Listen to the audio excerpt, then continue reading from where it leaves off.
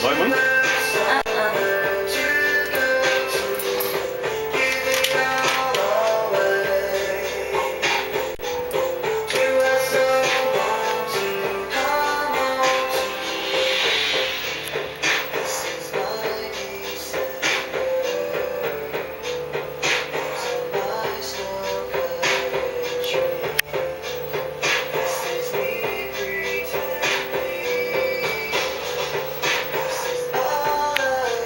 Bruno, ela que é sua namorada? Uhum. E a Carla?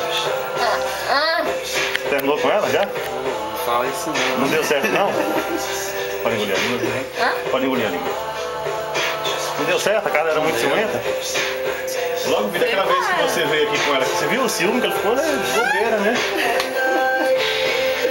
Mas ela até hoje não colocou piercing, né? Só ela, né, que colocou, né? A sua menina gosta de piercing, né, amor? Vai, Ana, vou te bater.